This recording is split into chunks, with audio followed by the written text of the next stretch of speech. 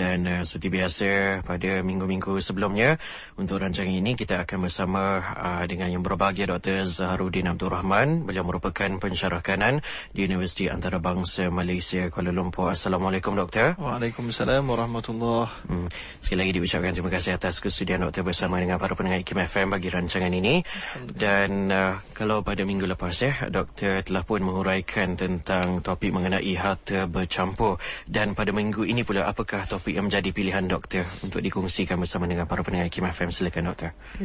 Bismillah walhamdulillah wa bihi nasta'in wa la udwana illa 'ala zalimin. Qala rabbi shrah li sadri wa yassir li amri wahlul 'uqdatan min lisani yafqahu qawli. Rabbi yassir wa la tu'assir ya karim. Amma ba'd. Terima kasih kepada saudara Ahmad Nazri selaku pengemudi pada petang ini, dan juga rakan saya saudara Nik Muhammad Yusof yang bersama-sama. Jadi topik yang akan kita bincangkan pada petang ini insya-Allah mata wang emas. Ya. Mata wang emas Jadi mungkin saya serahkan kepada Doktor seketika untuk menerangkan kelebihan di sebalik mata wang emas ini. Silakan Doktor. Bismillah walhamdulillah. Jadi yang pertama sekali apa yang akan kita bincangkan adalah satu perkara yang boleh kita sebut perkara yang masih lagi belum available di sekitar kita, kecuali dalam bentuk ataupun jumlah yang terhad Tetapi dari sudut akademiknya bagus untuk kita bicarakan agar membuka minda kita dan menambah pengetahuan kita tentang bagaimanakah sebenarnya salah satu di antara bidang ataupun bahagian yang Islam tawarkan dan Islam minta ataupun yang digalakkan oleh Islam di dalam urusan muamalat harian dan juga keuangan ini, maka adalah antaranya adalah mata wang. Jadi kita perlu memahami bahawa mata wang ini mempunyai banyak ciri-ciri kepentingannya. Sebab kalau dulu pada zaman-zaman sebelum Islam, ada di antara manusia mereka menggunakan sistem barter, tukar barang dengan barang. Jadi susah juga tukar barang dengan barang ni, sebab kita nak cari orang yang ada secara dalam bahasa Melayu secara bertembung secara bertembung. Tiba-tiba saya ada 2 ekor kambing, saudara Ahmad Nazri mempunyai lembu, maka kita tiba-tiba rasa betul, aku perlukan lembu, kau perlukan kambing, barulah kita tukar. Tapi nak dapatkan benda itu sentiasa di zaman ini maka susah. Maka kan itulah wujudnya mata wang, iaitulah satu benda yang menjadi medium of exchange, sebagai perantaraan di antara satu pihak dengan pihak yang lain. Maka mata wang ini dia ada ciri-ciri yang utama dia lah. Maka kalau antara ciri-cirinya yang paling penting adalah dia mestilah boleh menjadi store of value. Dia boleh pegang nilai. Jadi semua benda, kalau mata wang itu harga dia 1, 2, 3 lah kata. Jadi kalau orang nak beli televisyen, dia kata ini berapa mata wang ni saya perlukan? 3. Jadi 3. Kalau kursi ni you perlukan 4. Jadi itu maknanya dia lah penentu dan unit of account, dan kemudian mestilah boleh diterima oleh semua pihak, dan kemudian mestilah mudah untuk dibawa, kemudian mestilah tidak mudah rosak, dan itulah antaranya ciri-ciri mata wang yang saya kira tidak perlu kita panjangkan perbincangan di situ. Cuma kita nak bincangkan sekarang ni, adakah mata wang emas itu mempunyai semua ciri-ciri ini? Jadi kalau kita lihat kepada perbincangan para scholars ataupun cendekiawan, sama ada yang menyokong atau menolak mata wang emas ini, yang biasanya dinamakan dengan nama dinar. Sebab asal-asal dulu dia ni, di mata wang emas ni mula-mula ditempa oleh di Latin sana, oleh di bahasa yang mula-mula sebut pun denarius, daripada bahasa Latin yang mana beratnya pada ketika itu adalah 4.25 gram emas. Manakala dirham pula, mata wang perak itu datang daripada perkataan Yunani drachma, yang mana itu juga sebenarnya bukanlah daripada ciptaan betul-betul orang Islam, tapi daripada Parsi dan juga gold pula daripada Byzantine Roman. Dan walau bagaimanapun Islam tidaklah mementingkan sangat daripada mana sumbernya, kalau ia boleh memberi manfaat dan ia bukan berkait dengan ibadat khususiah. Kalau ibadat khususiah tak boleh. Tapi kalau ini muamalat maliyah, iaitulah hubungan interaksi keuangan, maka akan dinilai dari sudut baik buruk dia. Maka apabila sampai pada zaman Nabi SAW, maka Nabi dan para sahabat semuanya menggunakan dinar ni, sebab dinar ini ada dalam sirkulasi ataupun pusingan ekonomi dunia pada ketika itu. Ada di Mekah, Madinah dan seumpamanya. Maka pada ketika itu Rasulullah hanya meletakkan beberapa panduan saja. Bukan maknanya boleh secara mutlak maknanya secara total, tapi mesti ada ciri yang menyebabkan dia halal. Yang disebutkan oleh Nabi SAW, az-zahabu bil-zahabi wal-fiddatu bil-fiddah wa syairu bi-syair, sampai hujung hadis. Nabi pun sebut yadan biyadin mithlan bimithlin fa idza ikhtalafatil ajnasu fabi'u kaifa syi'tum, atau kama qala, iaitu Nabi kata bila kamu nak tukar emas dengan emas, perak dengan perak, sampai itu Nabi sebut 4 lagi item yang lain, mestilah kamu tukar secara lani. Lani itu bahasa Melayu lah, lani. Lani. Lani itu maksudnya serta-merta, on the spot ataupun on a session. Dalam satu keadaan, saya beri sekarang, saya terima lepas. Saya beri sekarang, awak pun beri sekarang. Begitu maksudnya lani. Dan kemudian kalau ditukar emas dengan emas, mesti berat dia sama. Kalau saya beri 20 gram, saya mesti dapat balik 20 gram juga. Kalau lebih, maka akan berlakulah riba. Jadi dapat dilihat daripada sini bahawa mata wang emas telah diterima pada zaman Nabi, dan disepakati oleh para sahabat juga. Maknanya ijma' sahabat pun ada, dan Nabi punya endorsement pun ada. Cuma apa yang kita nak fahamkan ketika ini, adakah itu merupakan satu sunnah tasyri'iyah. Ini perbincangan dalam usul fiqh. Sunnah tasyri'iyah artinya satu perkara yang Nabi buat, Nabi cakap atau Nabi endorse ataupun tacit approval daripada Nabi SAW, yang menyebabkan ia merupakan satu item untuk menghampirkan diri kepada Allah. Jadi dia beza dengan sunnah ghairu tasyri'iyah. Sunnah ghairu tasyri'iyah sunnah juga, sunnah Nabi, tapi dia tidak dia tidak dijadikan untuk jadi legal rules dalam Islam. Dia tidak dijadikan satu amalan yang Nabi khaskan untuk umat aku buat untuk hampir dengan Allah. Jadi sebagai contohnya banyaklah. Contohnya cara Nabi jalan. Jadi kita boleh belajar cara Nabi berjalan, tapi cara Nabi berjalan itu bukanlah satu sunnah tasyri'iyah, yang maknanya kita semua mesti praktis macam mana cara Nabi berjalan, barulah kita dapat pahala lebih sikit, barulah kita dapat hampir kepada Allah. Bukan, tapi sunnah tasyri'iyah saja yang termasuk daripada kalangan yang Nabi suruh kita buat. Begitu juga dengan kulit Nabi, wajah Nabi, mata Nabi cengkung atau tak cengkung sebagainya. Nah, kita tak perlu tiru, tak perlu buat bedah plastik untuk tiru tu. Jadi inilah dia perbincangan dalam usul fiqh. Jadi ulama usul fiqh bila mereka melihat mata wang emas, mereka duk fikir mata wang emas ni adalah diperlukan untuk jadikan kita hampir dengan Allah, ataupun cara berinteraksi dengan mata wang itu yang penting. Jadi di sinilah berlakunya khilaf. Walau bagaimanapun kita nak sebut apakah kelebihan mata wang emas, banyaklah berbanding mata wang kertas. Yang pertama, kerana dia mempunyai value dia yang tersendiri, yang disebutkan intrinsic value, iaitulah kalau kita campak dekat mana dan dunia ni, kalau orang jumpa memang orang berebut lah. Macam semalam masuk berita di Johor kan, berebut-rebut lah orang ambil cuti dan pergi mendulang batu-batu yang kata bersalut dengan emas. Jadi begitulah keadaannya. Tapi kalau duit pun itu pun orang buat cerita juga, rasanya duit kertas. Tapi tak apalah, kita nak beritahu itulah dia emas. Sebab itulah kalau dia mata wang emas, kita letak, kita bawa di mana saja, kita bawa di Zimbabwe ke, kita bawa di Papua New Guinea, kita bawa di Australia, kita bawa di mana saja akan laku. Tapi kalau duit kertas tak berapa.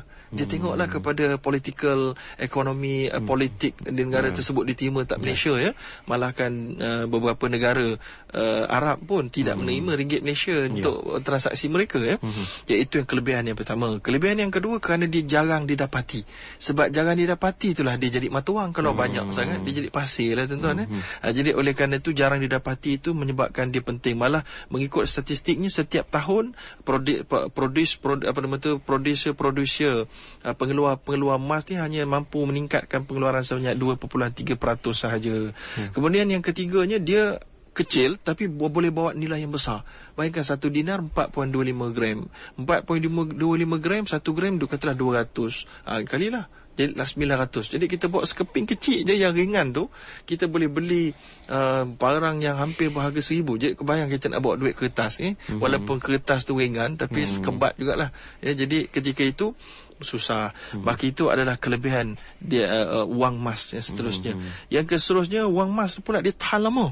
Sebab tu lah kalau lanun-lanun dulu dia mencuri wang-wang emas, kalau jumpa di dalam air dan lautan yang tenggelam beribu tahun atau ratusan tahun kena air masin, dia masih lagi kekal. Cuba letak wang kertas, memang hancur lah tuan-tuan. Jadi itu kelebihan yang keseterusnya. Kelebihan yang keseterusnya adalah wang emas dia tidak dimonopoli penciptaan dan penghapusan dia oleh sesiapa. Mana tak boleh. Hari ni Nazri, saya nak cipta emas hari ni. Macam mana saya akan campurkan chemical ini, campur logam ini jadi emas? Tak boleh. Macam minyak petrol. Minyak petrol orang boleh cipta, tak boleh cipta. Dia adalah hasil daripada bumi yang mana Allah SWT yang mengkurniakannya. Sebanyak mana yang Allah nak kita ada itulah dia. Sebanyak itulah wang emas tu akan ada. Sebanyak mana yang petrol yang akan ada, sebanyak itulah yang Allah kurniakan kepada kita. Jadi kalaulah orang zaman sekarang nak cipta petrol, nak cipta emas baru, mereka kena tanam satu benda dinosaur ke untuk berjuta tahun baru dapat kan. Jadi ini semuanya adalah sistem kontrol daripada Allah SWT. Banding dengan wang kertas, semua orang, semua negara boleh cetak. Jadi semua, kalau dia boleh cetak, maka dia boleh cetak dan dia boleh hapuskan. Kalau hari ni tiba-tiba katalah Malaysia punya kerajaan kata kita semua wang kertas ada duit yang ada pada tangan kamu, kita cancel dia punya nilai. Habis, kita miskin tu. Jadi maknanya kebebasan kita itu dikongkong oleh pihak mana-mana pihak yang berkuasa lah. Jadi itulah antara kelebihan disebutkan oleh proponen kepada wang emas. Maka kerana itulah mereka mengatakan wang emas adalah penentu kepada kejayaan kewangan Islam, dan juga wang emas akan membebaskan mana-mana negara umat Islam khususnya daripada cengkaman negara-negara kapitalis barat, dan juga wang emas juga boleh membawa kepada kestabilan dan kekurangan masalah dari sudut ekonomi. Begitulah lebih kurang. Okey. Oleh itu tidak hairan lah ya, doktor, kalau kita tengok ada setengah kita di antara kita ni begitu teruja, begitu gairah bila menyebut tentang emas atau dinar ya. Betul. Begitu berharga nilainya. Dan kepada para pendengar, sebelum kita mengetahui apakah kekurangan di sebalik dinar ataupun mata wang emas ini, kepada anda yang ingin bertanyakan soalan ataupun memberikan pandangan, dialu-alukan berbuat demikian, anda boleh memilih salah satu daripada kaedah berikut. Hubungi nombor talian ini 03-6205-1500, diulangi 03-6205-1500. Dibawah kerjasama kepada anda yang ingin membuat panggilan, pastikan anda menutup radio anda, menjauhkan diri dari radio seketika, ataupun anda boleh memilih kaedah secara Facebook, laman Facebook kami, cariannya ikim.fm. boleh tinggalkan komen anda ataupun soalan anda di sana. Baiklah, berbalik kepada tajuk perbincangan kita pada hari ini ya, Dr. Zarudin, mengenai mata wang emas. Jadi apakah kekurangannya pula? Baik, kalau kita nak sentuhkan kekurangan ni jangan salah faham bahawa saya yang mengatakannya. Maknanya ini adalah kumpulan-kumpulan yang saya bawakan daripada kumpulan cendekiawan yang membantah ya. Maka yang pertama sekali adalah mereka mengatakan bahawa, sikit sebelum saya masuk, kelebihan wang emas lagi adalah ia disebut oleh Allah dalam Quran ya. Ini juga merupakan satu kelebihan di mana Allah sebut dalam surah Al-Imran ayat ke-75, wa min ahlil kitab man in ta'manhu bi qintarin yu'addihi ilaik wa minhum man in ta'manhu bi dinarin la yu'addihi ilaik. Jadi ayat ni Allah SWT kata ada di kalangan ahli kitab yang kamu berikan amanah untuk jaga sebahagian harta kamu, mereka tunaikan amanah, sebahagiannya pula kamu berikan kepada mereka dinar. Maka Allah isyaratkan dinar untuk orang ahli kitab jaga, dan mereka tidak menepati amanah mereka. Dan juga disebutkan dalam hadis, antaranya yang selalu dibacakan oleh semua orang yang menyokong penuh dinar ataupun mata wang emas ini, mereka mengatakan ada satu hadis yang menyebut liyati 'alan nasi zamanun la yanfa'u fihi illa dinari wa dirham. Akan datang satu hari pada zaman itu tidak ada lagi yang bermanfaat bagi manusia kecuali dinar dan dirham. Jadi hadis ini diriwayatkan oleh Imam Ahmad. Jadi itulah antara kelebihannya, dan juga antara terakhir kelebihan yang saya sebutkan adalah ia merupakan nilai ataupun barang kiraan untuk keluaran zakat. Jadi sampai hari ini nak keluar zakat kena tengok dulu sama tak dengan 85 gram emas contohnya. Jadi itulah kelebihan dia. Adapun kekurangan dia pun boleh tahan banyak juga. Boleh tahan banyak juga. Yang pertama sekali, kerana kelemahan orang zaman sekarang ini, maka kita menghadapi masalah counterfeiting, iaitulah tiruan, emas tiruan, ya. Penyalahgunaan. Jadi bila kalau duit kertas hari ni kita ada at least ada ultraviolet ke apa benda tu, boleh check duit betul. Kalau emas macam ni, sekarang macam mana? Kalau lah saya bawa emas ketika ini, saya tunjukkan pada ramai orang, saya pernah tengok ramai orang yang bila mana dibawakan emas di depan mata mereka celang tengok mata bersinar. Dia tengok semua nak tengok sebab nampak cantik dia punya coins tu tetapi tak ada siapa yang tiba-tiba terfikir nak tanya, macam mana nak tahu ni tulen? Betul lah, dia akan cakap ini semua tulen, habis full stop. Macam mana nak tahu tu cakap betul tak betul? Kena based on trust semata-mata. Jadi kalau ada sesiapa nak ambil peluang menipu, memang terbuka luas. Dia boleh campurlah jadi emas tu 20% ataupun 40%, 50%, yang lain tu bukan emas, tak ada siapa tahu. Maka ini menyebabkan satu perkara yang dikatakan sebagai kelemahan yang membuka ruang kepada berlakunya penipuan bagi siapa yang mempunyai emas untuk menipu orang dengan cukup mudah. Khususnya apabila satu dinar tu menyebabkan penipuan 900. Kalau duit kertas hari ni RM100 je paling besar. So nak tipu pun kena susah jugalah. Kena satu sekeping yang tipu. Ini sekeping duit dinar emas tu boleh tipu banyak. Maka itu yang menyebabkan sebahagian scholars mengatakan ianya belum cukup matang untuk sistem, dan persekitaran belum cukup bagus untuk kita mengamalkannya. Kemudian yang kedua pula, ada yang dikatakan bahawa berat. Berat ni ada pro kontra lah, sebab kalau kecil tu tak adalah berat sangat. Kemudian ada pula yang mengatakan bahawa dia emas ni kalau telah dijadikan coins, ada dua kumpulan sekarang ni. Kumpulan yang pertama yang berpegang bahawa kita kena cetak, kita kena tempuk emas pada ketulinan 999. Iaitulah 1995 ke 999, iaitulah pada 24 karat. Mesti maknanya tulen. Kalau low daripada itu maknanya tak layak digelar dinar, dia kata. Sebahagian kumpulan yang kedua pula kata tak apa, 916 sudah cukup. 916 ni 22 karat. Dia campur dengan copper, dia campur dengan silver, dia jadi keras sikit. Maka dua kumpulan. Jadi kalaulah dinar emas ni dibiarkan begitu pengeluaran ni secara bebas, dan memang hari ni di Malaysia kita ada, tapi ada dua kumpulan lah. Kalau yang kumpulan daripada Indonesia dia akan keluar 999, tapi sebahagian kumpulan dia keluar 916. So pergi kedai, macam mana? Katalah kedai Malaysia terima, okey, ni berapa? Ni 999. Okey ni.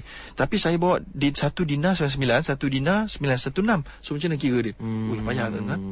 Leceh juga tu. Pening kepala kan nak main kalkulator apa tu. Jadi ada dua versi. Ada dua versi. Bila ada dua versi ni dia jadi makin confused. Maka di situ menjadikan dia ada kelemahan. Maka kalau nak, dia kena ada satu versi saja, barulah kurang kelemahan. Yang seterusnya iaitulah masalah katalah kita nak jadikan dia satu mata wang untuk satu dunia. Katalah bukan satu dunia, satu Malaysia lah. Mata gunaan harian pun belum ada practicality. Sebab apa? Sebab kalaulah Malaysia keluarkan semua emas-emas dalam bank negara, tempur jadi dinar, dirham, Singapura tak guna, Brunei tak guna, Thailand tak guna, orang luar negara semua tak guna, habis kita. Sebab mereka semua datang masuk, mereka kena tukar duit tempatan. Duit tempatan apa? Dinar dan dirham. Seronok dia apa? Kan? Mereka bagi duit kertas mereka yang tak laku tu dekat kita, mereka dapat emas. Lala mereka keluar buat lari emas, mereka tinggalkan duit kertas. Maka habislah, kita tak ada emas lagi dah. Duit emas kita semua buat keluar, tinggallah duit kertas. Maka itu adalah masalah. Zaman Nabi dulu sebab satu dunia duk guna emas.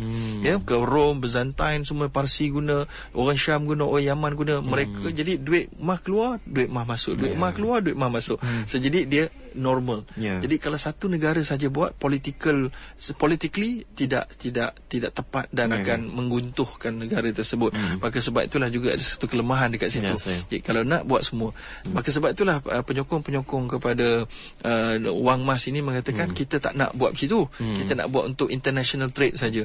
International trade ni saya kira mungkin ada logiknya, tetapi ia sangat tertakluk kepada political will. Kalau negara luar tak mahu, kalau negara dalam Malaysia sendiri tak mahu, pemimpin tak mahu, maka tidak akan jadi.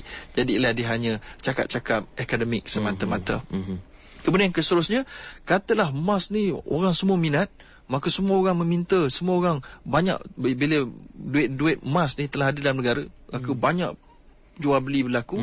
Bila banyak jual beli berlaku, makin banyak mata wang diperlukan. Jadi bila banyak mata wang tapi emas tak cukup dalam negara, apa jadi? Ketika itu Malaysia terpaksa membeli emas daripada luar negara. Macam baru-baru ni saya mendapat maklumat bahawa India, China sudah membeli emas sebanyak 200 tan daripada IMF untuk mereka simpan. Jadi kita terpaksa beli daripada luar negara. Saya mengimport. Terpaksa mengimport. Yes. Jadi katalah tak cukup juga. Maka pada ketika itu akan berlaku apa yang berlaku pada zaman Khilafah Uthmaniyah dulu. Bila mana permintaan terlebih, bahan tak cukup, mereka terpaksa kurangkan sikit ketulinan emas. Maka ini adalah bahaya. Dia jadi bukan lagi dinar emas. Maka itu adalah antara masalah dia yang boleh kita sebutkan. Baik, jadi saya kira itulah antara yang kita nak kongsikan. InsyaAllah kita ada masa lagi, kita akan sebut lagi. Cuma sebelum kita buka soal jawab ni, saya tak ada masalah. Kalau soalan-soalan tak berkait dengan dinar emas pun tak apa. Boleh berkait dengan masalah-masalah yang mungkin call daripada minggu lepas tak dapat. Nak tanya juga boleh, tak ada masalah. Nak tanya topik ini boleh, topik yang lepas-lepas pun tidak ada masalah. Allah. Dan berbalik kepada apa yang telah dikupas sebentar tadi mengenai dua kumpulan, adakah masih ada lagi perdebatan antara masih ada perdebatan. Ini boleh lihat dengan jelas dalam internet, banyak perdebatan mereka. Dan belum mencapai kata sepakat lagi. Saya rasa mereka agree to disagree lah. Okey. Dan kepada para pendengar IKIM FM, anda dialu-alukan untuk menghubungi nombor talian kami, diaktifkan sekarang 0362051500, 0362051500, ataupun anda boleh memilih kaedah yang berikutnya, iaitu corekkan persoalan anda ataupun pandangan anda ke laman Facebook kami, cariannya ikim.fm, dan sebaik-baiknya soalan ataupun pandangan anda menjurus kepada topik perbincangan kita ataupun topik yang telah dibincangkan pada minggu lepas berkenaan harta bercampur. Dan bagi anda yang baru saja membuka radio, anda masih lagi bersama saya, Manazri Muhammad Yusof, dengan tetamu undangan saya yang berbahagia Dr. Zahruddin Abdul Rahman. Beliau merupakan pensyarah kanan di Universiti Islam Antarabangsa Malaysia Kuala Lumpur, juga merupakan penulis beberapa buah buku. Dengan izin doktor, untuk saya maklumkan kepada para pendengar, antaranya Formula Solat Sempurna, Panduan Pembangkangan Islam, Money, You and Islam, dan juga Wang Anda dan Islam. Dan topik perbincangan kita untuk hari ini berkenaan mata wang emas ataupun dinar. Bersama dengan pemanggil yang pertama. Hello, Assalamualaikum. Okey, bersama dengan pemanggil seterusnya. Hello, Assalamualaikum. Assalamualaikum. Waalaikumsalam. Siapa di talian?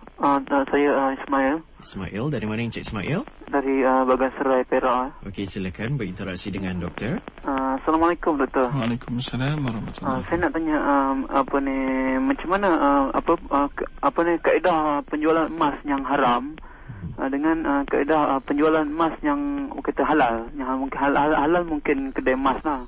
Tapi sekarang saya tengok trend sekarang diorang beli emas kemudian diorang gadaikan di Ar-Rahnu. Ar-Rahnu akan bagi 65% pinjaman kan. Lepas tu dia beli emas lagi. Beli emas dia gadaikan sampai duit tu dah tak boleh beli emas. Okey, kemudian bila emas dah naik, dia jual balik. Dan saya difahamkan tahun lepas emas 1 gram pernah naik sampai RM20. 1 gram. So macam mana boleh doktor bagi komen? Okey, Assalamualaikum. Waalaikumsalam warahmatullahi wabarakatuh. Terima kasih Encik Ismail atas soalan itu tadi. InsyaAllah yang berbahagia doktor akan menjawab soalan yang telah dikemukakan selepas ini bersama dengan pemanggil yang berikutnya. Hello. Soalan itu tadi insyaAllah. Hello, Assalamualaikum. Okey, pastikan anda bersedia dengan soalan anda dan menjauhkan diri anda dari radio bagi kami mendengar suara anda dengan jelas. Pemanggil seterusnya. Hello, Assalamualaikum. Hello. Hello, Assalamualaikum. Waalaikumsalam warahmatullahi. Ya, siapa di talian ketika ini? Okey, saya Nur Azlah dari Ceras. Okey, silakan puan. Saya ada 2 persoalan lah untuk doktor. Yang pertama, bagaimana zakat untuk dinar emas ni? Adakah disekalikan dengan barang kemas walaupun berbeza karatnya semua itulah? Okey, soalan yang kedua berkenaan dengan zuhur harta. yang pernah doktor bincangkan sebelum ni. Katakan kita ada wang lebih, katakan kita sekarang ni dah ada satu rumah apartmen, dan kita ada wang, alhamdulillah dapat rezeki lebih, berniat untuk membeli rumah teras katakan, dan memang insya-Allah memang untuk anak-anak lah, katakan ada beberapa orang anak. Dari segi harta tu, macam yang doktor pernah bincangkan, macam harta tu kemungkinan boleh disedekahkan, boleh diberi ke rumah anak yatim. Tapi itulah dari segi harta tu, perancangan yang sebaiknya lah. Okey, terima kasih Puan. Sebenarnya ada ramai pemanggil yang ingin berinteraksi dengan doktor. Apapun saya persilakan doktor untuk memberi tumpuan kepada dua soalan yang telah dikemukakan. Yang pertama soalan daripada Encik Ismail yang daripada Bagan Serai, kaedah jual beli emas yang diharamkan. Yang diharamkan ini kalau kita lihat daripada Majlis Fatwa Kebangsaan lah ya. Yang dia pertama sekali jual emas bullion atau wafer atau coins, iaitulah dinar, yang mana pembelian itu dibuat secara bertangguh. Itu jenis yang pertama yang telah pun disebutkan oleh Majma' Fiqhil Islami, Kesatuan Ulama' Fiqh Sedunia, dan juga oleh Majlis Fatwa Kebangsaan. Jadi itu adalah dua cara, itu adalah dua badan yang paling besar yang mengatakan ianya haram kalau beli secara bertangguh, tidak tunai. Ya, ataupun pemberian emas kepada pembeli itu lewat daripada 3 hari. Gitu.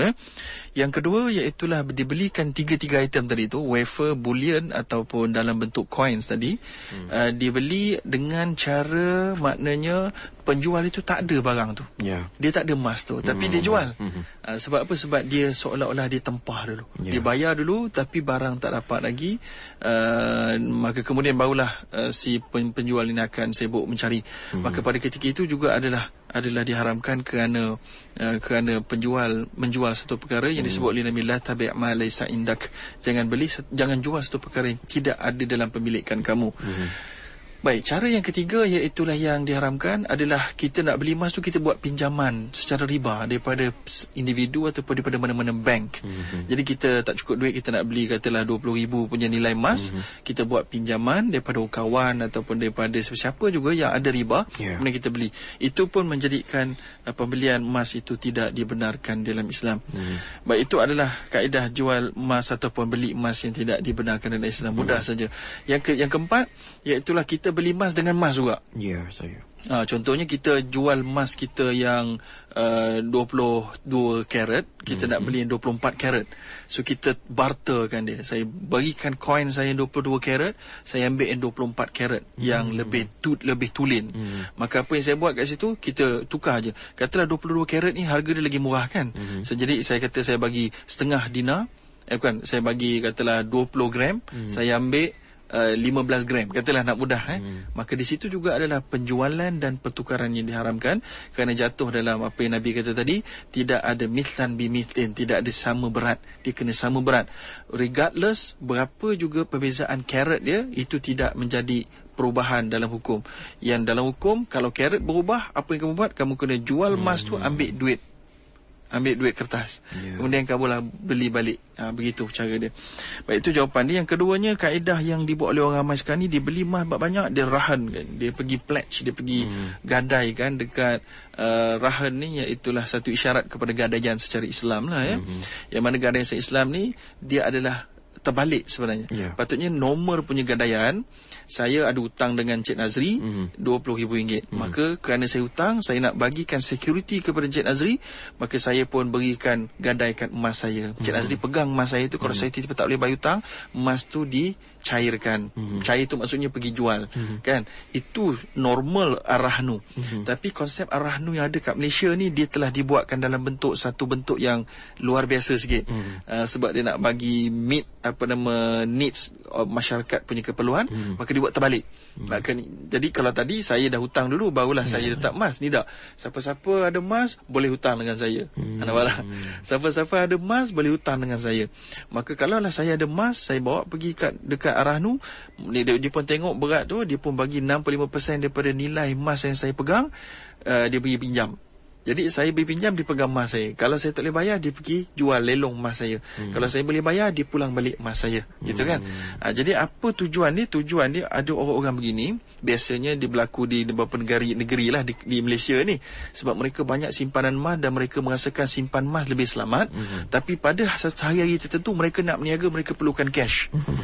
So macam mana ni teknik orang zaman sekarang yang pandai juga ni. So mereka pergi gadaian, ambil cash, pergi beli-beli barang, kemudian pergi berjual berniaga kat pasar Siti Khadijah ke mana-mana.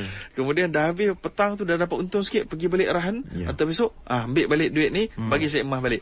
Jadi dia jadikan emas tu sentiasa terselamat. Daripada masalah inflasi. Jadi dia sentiasa pegang emas di hujung, at the end of the day dia sentiasa pegang emas. Tengah-tengah tu dia pegang duit. Ini juga ada satu taktik yang bagus, tetapi dari sudut hukum syariah tadi tu, Ar-Rahnu dengan cara tadi tu ada perbincangan yang akademik yang cukup panjang lah. Cuma untuk orang awam, sebab dia telah pun disahkan oleh Majlis Penasihat Syariah yang berwibawa, maka saya kira boleh digunakan. Kemudian yang kedua, soalan daripada Encik Azhar daripada Ceras, iaitulah zakat dinar emas macam mana. Dinar emas punya zakat sama dengan macam zakat bullion, iaitulah simpan sama 1 tahun, yang mana dia cukup 85 gram emas dalam masa 1 tahun, keluarkan 2.5% daripada nilai emas tersebut. Katalah saya simpan dinar emas saya sebanyak 100 gram, maka dah cukup nisab, orang kata. Cukup nisab dan cukup haul tak? Haul tu 1 tahun qamariyah. Maka saya kenakan 2.5% daripada nilai pada hari yang hujung tu. Okey. Baik, kemudian yang seterusnya, yang kedua, zuhud harta. Iaitulah zuhud harta, ada duit lebih sikit, ada duit lebih sikit, kemudian nak beli rumah untuk anak atau tidak. Jadi ini ada satu hadis, ataupun nak bagi sedekah, begini Ada seorang sahabat daripada zaman Nabi dulu, dia berkata pada Nabi, nama dia Sa'ad, dia pun bertanya kepada Nabi, dia kata, usi bi thuluthai mal. Aku nak sedekahkan, nak wasiatkan 2/3 daripada harta aku. Nabi kata, tak boleh. Maka dia pula kata, nisuf, separuh macam mana? Nabi kata, tak boleh. Maka dia kata lagi, bi thuluth, 1/3. Nabi kata, wa thuluth, Naam, wa thuluth kathir. Nabi kata okey, sulus, tapi sebab 1/3 itu dah kira banyak dah tu. Kemudian Nabi beri nasihat. Nabi kata, innaka in tada'a warathataka aghniya khairun min an tada'ahum fuqara yatakaffafusan nas yatakaffafuna fi aidihim. Riwayat An-Nasa'i. Iaitulah kalau kamu tinggalkan waris-waris kamu dalam keadaan ada duit, berkaya, lebih baik daripada kamu tinggalkan mereka fakir dalam keadaan minta harta orang dan mengharapkan beri ataupun tak beri. Jadi beginilah, maknanya kalau Puan Azhar tadi ada harta lebih, nak beli rumah, nak bagi pada anak, boleh. Itu lebih baik daripada, itu lebih baik kalaulah kata anak tu memang tak ada harta yang lain. Katalah kalau anak tu ada harta banyak dah, itu bolehlah diwasiatkan, disedekahkan, bukan zakat kan, diwakafkan. Itu semua adalah yang baik juga. Tapi kalau anak tu tak ada lain dah, itu je harta dia. Kalau kita tak bagi kat dia, kita bagi sedekah kat orang, maka rugilah anak. Jadi oleh kerana itu, tengoklah keadaannya, wallahu alam. Okey. Baiklah, untuk tidak menghampakan para pendengar yang telah melayangkan persoalan anda di laman Facebook ikin.fm, akan saya kemukakan kepada doktor waktu kini, iaitu dimulakan dengan saudara Abdul Muhaimin. Jikalau mata wang emas diganti di Malaysia, maka mata wang kertas yang dibuat sekarang tidak bernilaikah? Ingin kepastian sebenarnya. Baik, ini dia tertakluk kepada monetary policy yang dibuat oleh kerajaan Malaysia. Kalau mata wang emas nak dibuat, mestilah dia mendapat endorsement daripada kerajaan Malaysia. Lalu saya fikir tidak ada kerajaan yang tiba-tiba menyebab sebab nak buat mata wang emas, tiba-tiba cancel nilai mata wang kertas yang ada pada tangan orang. Itu akan menimbulkan kegawatan yang sangat dahsyat lah. Maka oleh kerana itu, kalaulah mereka benar-benar katalah satu dunia nak buat, maka Malaysia, mereka akan compensate lah apa-apa yang ada berada di tangan kamu. Kamu datang ke bank negara contohnya, kamu tukarkan dengan emas, sebab mulai hari ini atau minggu depan kita bermula dengan emas, contohnya. Jadi dia tidak akan tiba-tiba hilang nilai itu. Kerajaan pasti akan beri tempoh untuk serah, untuk tukar dengan emas. Wallahualam. Okey, jadi jangan jangan risau kepada saudara Abdul Muhaimin dengan penjelasan doktor sebentar tadi. Seterusnya soalan daripada saudara Muhammad Azni. Kalau dinar emas tu nilainya tinggi, bagaimana pula hendak beli barang-barang dengan nilai yang rendah? Baik, nak beli barang-barang nilai yang rendah, dia ada dua cara. Yang pertama, kita ada dirham. Satu dirham itu biasanya kalau harga sekarang ni dalam lebih kurang RM20 lebih aja. Jadi guna dirham. Sebab itulah dinar mata wang utama untuk beli barang-barang besar dan juga menjadi sukatan dan juga benchmark kepada harga semua barang-barang asasi dan semua barang-barang dalam negara. Dinar menjadi medium untuk beli barang-barang yang murah sikit. Kalau lagi murah, kalau macam kata RM1 macam mana? Itu kita gunakan kalau zaman Nabi dulu dia daripada fulus. Fulus ni iaitulah tembaga. Fulus ni boleh duit kertas. Maknanya duit kertas boleh ada, tapi hanya untuk beli cikedis, beli jajan-jajan, beli gula-gula, begitu. Jadi itulah yang bentuk ideal satu dunia lah, bukan Malaysia saja. Begitulah, wallahualam. Baiklah, soalan yang seterusnya dikemukakan oleh Hana Hasanah. Assalamualaikum doktor. Saya ada kekeliruan ingin bertanya tentang zakat emas dan perak. Seorang teman bertanya jika nak keluarkan zakat emas dan perak, penilaian yakni harga semasa yang mana satu harus dikira sebagai harga emas dan perak ni sentiasa berubah-ubah dari masa ke semasa. Ada semua yang saya dapat tahu berkata bukan diambil kira dari harga jual atau harga belian. Okey, silakan. Baik.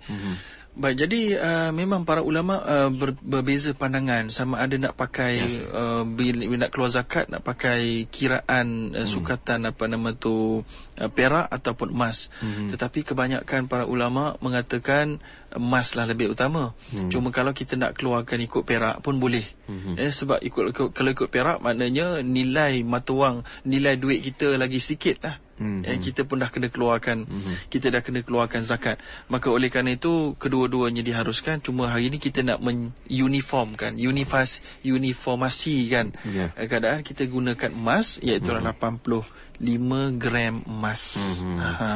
Okey, terima kasih kepada anda yang masih lagi sudi mendengar kami di Radio Institut, di saluran Radio Institut Kefahaman Islam Malaysia ini, dan sudi-sudi kala mendengarkan siaran kami ini secara dalam talian iaitu di www.ikimfm.my. Saya ulangi, di www.ikimfm.my. Dan pada ketika ini anda bersiaran untuk rancangan bicara muamalat dengan tetamu undangan saya pada petang ini yang berbahagia Dr. Zaharuddin Abdul Rahman. Beliau merupakan pensyarah kanan di Universiti Islam Antarabangsa Malaysia Kuala Lumpur.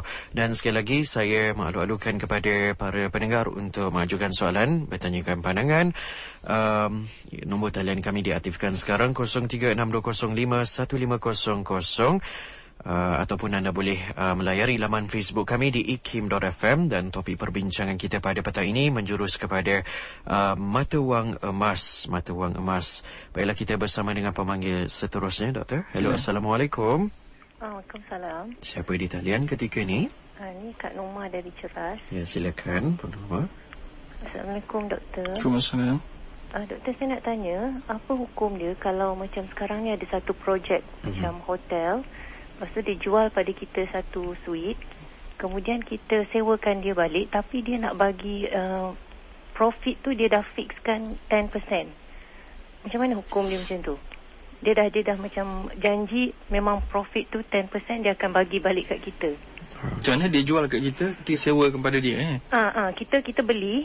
Lepas tu kita beli kan, kita ambil bank loan, kita beli. Lepas tu kita sewakan balik pada dia. Okay. And dia promise to give a profit of 10%. Macam mana tu hukum dia? Okey. Untuk berapa tahun tu? Untuk sampai loan kita habis lah. Katakan kita ambil 15 years punya loan. So lepas dah habis apa jadi pada suite tu? Nanti jadi suite. Kita punya lah. Suite tu jadi kita punya lah. Dalam satu hotel tu satu suite tu je kita punya. Orang lain No, everybody buy one. They sell macam tu. Time sharing ni. Something like time sharing, yes. Okey, tak apa. Okey, terima kasih. Waalaikumsalam warahmatullahi wabarakatuh. InsyaAllah doktor akan memberi reaksi untuk soalan itu tadi bersama dengan pemanggil yang berikutnya. Hello, Assalamualaikum. Waalaikumsalam. Ya, siapa di sana? Saya nak tanya dengan doktor tu, boleh ke? Ya, boleh perkenalkan diri. Saya Hajar Rahmah daripada Bukit Antarabangsa. Okey, silakan Hajar Rahmah. Hello. Ya, silakan berinteraksi dengan doktor. Assalamualaikum doktor. Waalaikumsalam. Saya cuma nak tanya doktor, dianggap riba atau tidak yang kita makan di kedai ataupun di restoran besar tu doktor, dan juga di restoran makanan segera tu, yang lebihan atau service charge yang kita bayar kepada yang berkenaan tu. Dianggap riba ke atau tidak? Sebab itu pun salah satu daripada macam nak memeras pelanggan jugalah tu doktor. Service charge service charge yang kita katakan sebagai service charge lah. GST Orang lah. boleh letak macam-macam nama lah ke atas lebihan yang terpaksa kita bayar tu. Walhal memang kerja dia orang tu memang menjual makanan dan beri makanan tu pada orang yang nak membeli. Even take away punya konsep pun kita kena bayar juga. Yang lebih tu macam 10% dan 5% ni kan. Yes. Terima kasih doktor ya. Saya dengar di radio lah. Okey, terima kasih Pak Roma. Mungkin respon daripada doktor. Baik, soalan yang pertama daripada Puan Norma daripada Ceras. Hukum projek hotel dia tawarkan pada ramai orang untuk membeli bilik-bilik Jadi kemudian dijanjikan untuk dia sewa dengan profit sebanyak 10% sampailah kita habis kita punya loan. Jadi ini saya nak ingatkan sekali lagi, ada beberapa perkara di banyak level untuk kita semak benda ni. Yang pertama, level adakah boleh hotel tersebut menjualkan bilik-bilik tertentu? Ada tak supported by legal documents? Kalau ada legal dokumentasi daripada lawyer pihak penjual hotel dan pihak kita dan sah menurut undang-undang, kita pemilik hotel tersebut, pemilik bilik tertentu hotel tu, maka itu jual beli yang sah, maka tak ada masalah di peringkat pertama Tetapi peringkat yang kedua yang nak perlu tengok, masa kita nak beli tadi, kita pinjam duit daripada siapa? Kalau kata kita buat bank loan, saya dah ingatkan banyak kali bahawa kalau bank loan daripada bank konvensional, maka ia adalah riba. Maka cara dapat duit menentukan juga apa yang kita beli tadi halal atau haram. Jadi contohnya, walaupun kita beli benda yang halal, kita beli ayam sembelih, tapi kita gunakan duit curi, maka hukum ayam tu tetap haram. Jadi kalaulah kita beli suite hotel tadi dengan cara yang halal, tapi kita ambil duit dengan cara yang haram, maka hukumnya tak haram. Jadi oleh kerana tu kena pastikan jangan buat pinjaman daripada bank konvensional, kita buat pembiayaan daripada perbankan-perbankan Islam, maka dia akan menggunakan pelbagai jenis konsep yang disepakati, diharuskanlah. Baik, jadi kemudian lepas dah beli tadi, dia nak sewa dengan 10% profit. Jadi yang ini kalau kita lihat kepada, kalau betul-betul tadi yang dua stage yang pertama tu telah pun selesai, maka di sini tidak ada masalah. Sebab ini sebenarnya bukan fixed profit, ini adalah fixed rental amount. Jadi profit punya amount tu dia dah masuk dalam rental, kita pemilik suite tu kita sewakan pada dia dengan harga yang kita rasa kita dapat untung 10%, maka itu diharuskan. Tapi perlu disemak betul-betul, lepas kita ada tak kewajipan kita sewakan pada dia. Ada tak kewajipan? Contohnya macam saya beli rumah ni daripada kamu, saya beli rumah ni daripada Encik Nazri dengan syarat Encik Nazri mesti menjadi penyewa saya. Jadi macam ni kan, hotel ni dia jual bilik tu pada kita, tapi dengan syarat kita mesti menyewakan pada dia. Nampak tak? Jadi di sini ada sedikit perbincangan fiqah hukum dari sudut menyengkalikan penjualan itu dengan sewaan. Jadi walau bagaimanapun mungkin ada perbincangan yang agak panjang di situ, cuma kita nak beritahu kalaulah maknanya kita masa kita beli tu kita ada mandate, kita ada hak untuk kata sorry, saya tak mau sewa pada you, saya sebab ni milik saya nak sewa pada orang lain. Saya nak sewakan pada orang lain. Ketika itu confirm, maknanya hukum dia harus. Tapi kalau dia kata tak boleh, penjualan ini tidak akan sah kecuali kau sewa kepada aku saja, kalau itu ada masalah. Kalau betul begitu, itu ada masalah kerana itu tidak merupakan jual beli yang tulen. Kemudian itu dah jawapan dia, wallahualam. Itulah sebabnya doktor harus berwaspada sebelum menandatangani perjanjian betul. Dapatkan penjelasan.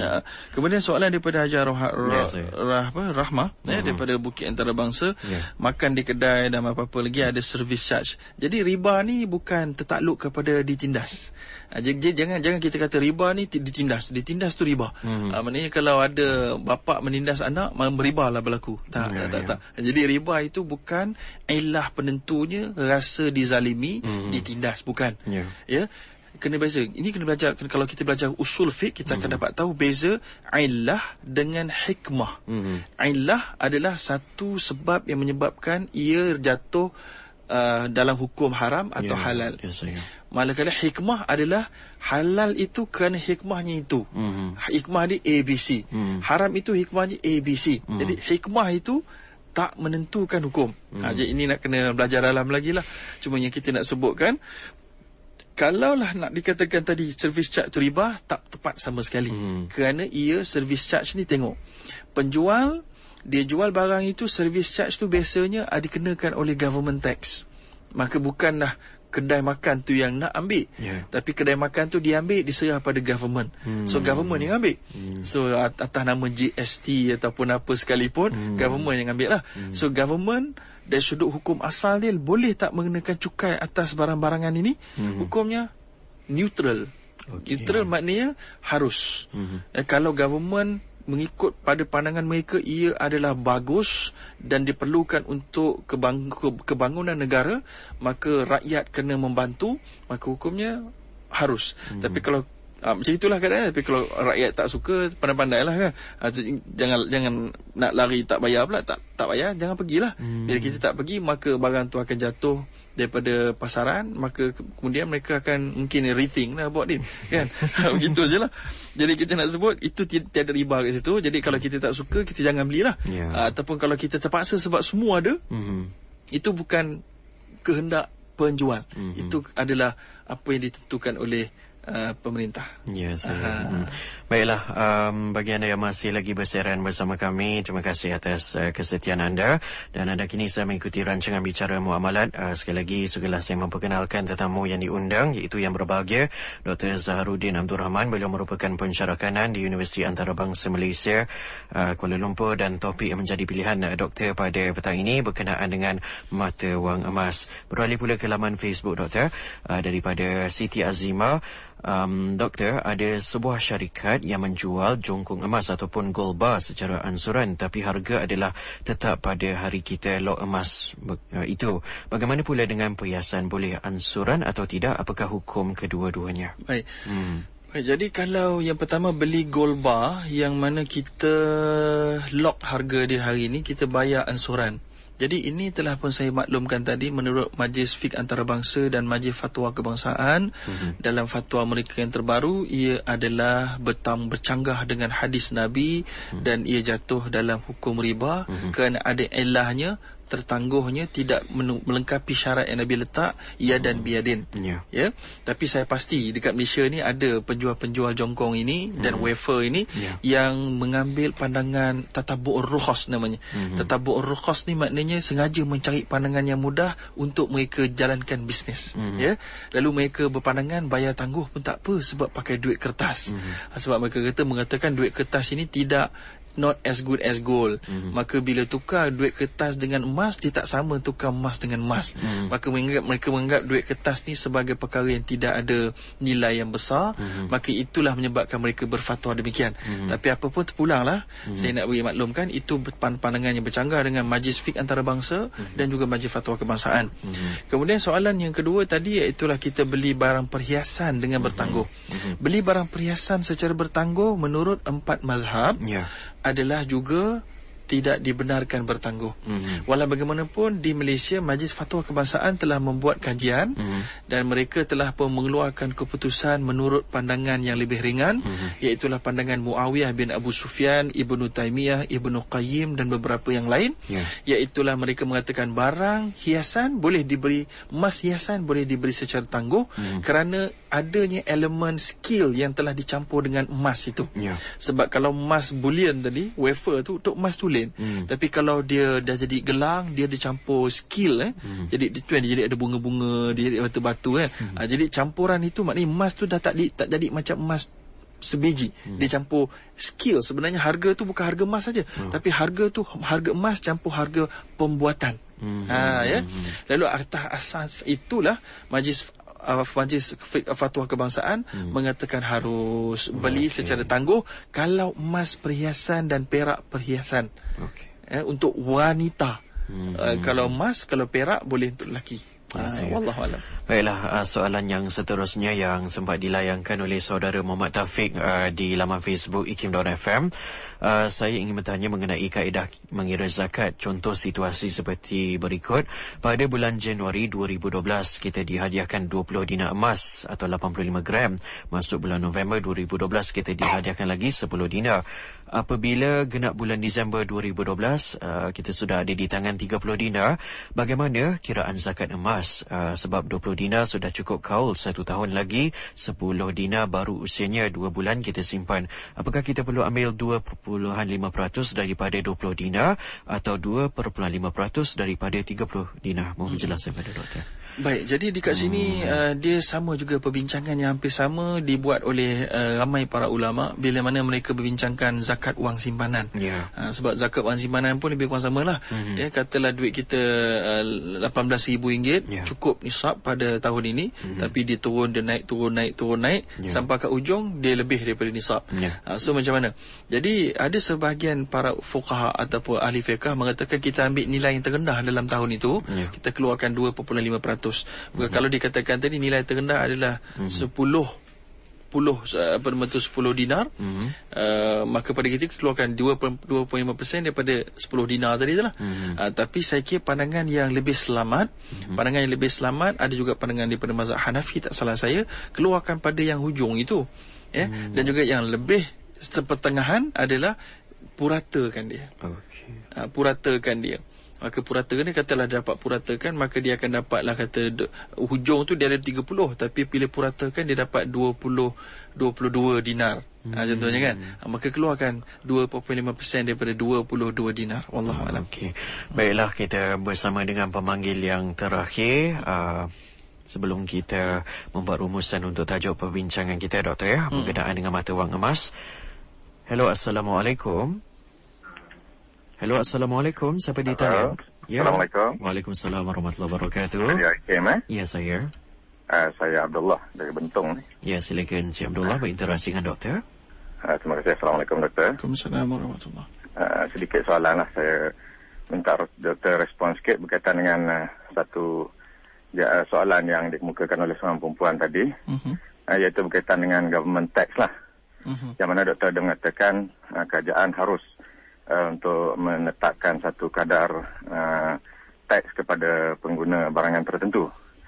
Jadi kalau boleh saya mohon doktor untuk perincikan setakat mana keharusan ataupun kebenaran yang Islam berikan pada kerajaan untuk mengenakan cas-cas berkenaan.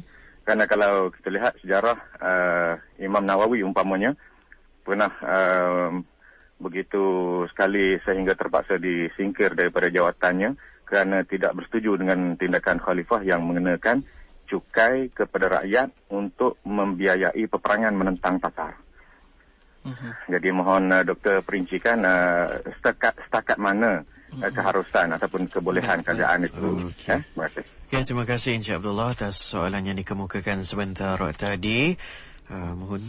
Baik, jadi perlu kita faham yang pertama sekali, teks walaupun ada dalam hadis-hadis Nabi yang menyatakan bahawa tidak ada kerajaan yang mengenakan teks kecuali dia akan melakukan perkara yang salah lah.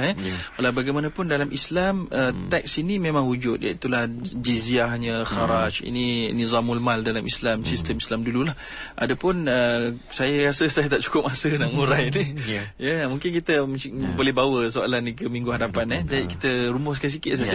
Cuma saya nak berikan maklumat sikit bahawa teks ini kerajaan memang mempunyai hak yang agak eksklusif yang diberikan oleh Islam. Maka sebab itulah mana-mana government mereka hanya akan dapat tahu kesalahan apabila masyarakat mengutarakan kepada mereka dengan jelas. Maka rakyat dan juga syura perlu memberikan teguran-teguran apabila berlakunya kesilapan. Adapun sejauh mananya tentang Imam Nawawi itu insya-Allah saya rasa saya dah tak cukup masa. Cik Ahmad Nazri dah jeling-jeling kepada saya. Jadi insya-Allah lah, tak apa, kita bawa lah, kita bawa ke minggu depan.